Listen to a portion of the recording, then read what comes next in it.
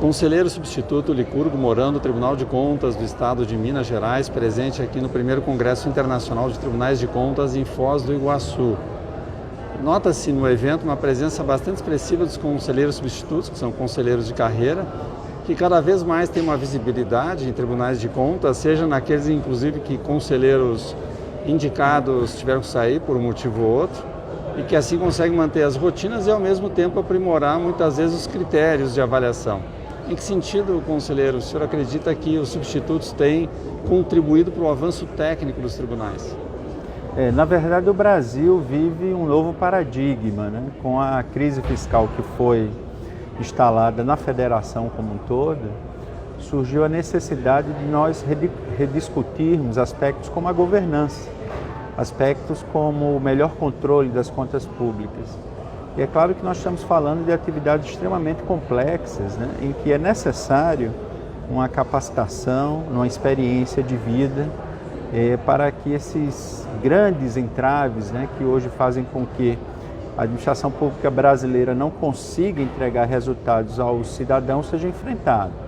Então eu particularmente entendo que a forma como os tribunais de contas foram desenhados pelo Constituinte é uma forma extremamente interessante, porque nós aliamos a experiência, né, de gestores públicos já experimentados, já testados, com o equilíbrio de uma formação um pouco mais técnica, uma formação que vai permitir que esses grandes enfrentamentos sejam feitos. É muito salutar quando nós vemos num evento como um Congresso Internacional de Tribunais de Contas, não só o interesse, né, dos conselheiros substitutos, também de muitos procuradores e técnicos. A nossa grande missão é realmente ajudar a administração pública, para que a administração pública brasileira seja levada a patamares de governança condizentes com tudo aquilo que o cidadão entrega ao governo em termos de tributos, o que hoje realmente não acontece. Então eu particularmente acredito que a contribuição não só dos conselheiros substitutos, mas dos conselheiros, dos procuradores e de todos os técnicos, né, auditores de controle externo que fazem os tribunais de contas em todo o país, é contribuir com esse grande esforço.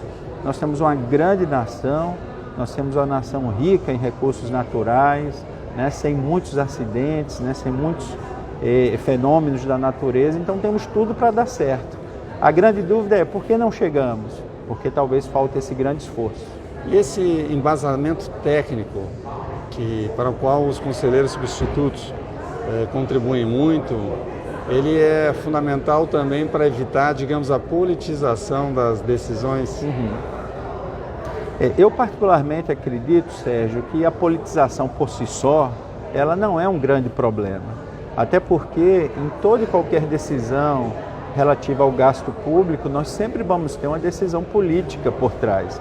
Uma opção legítima que aquele gestor que foi eleito democraticamente apresenta à população como sendo, na sua visão, a melhor forma de resolver os grandes problemas. A questão é quando a politização, ela na verdade gera um entrave, ou seja, quando aquelas decisões que são técnicas, poderiam trazer melhores resultados, elas não são levadas em consideração por uma visão extremamente equivocada, ou então uma visão que não seja tão democrática. Nós temos vários exemplos. O mais recente, por exemplo, diz respeito à polêmica em relação à inclusão ou não de gastos com inativos na despesa de pessoal.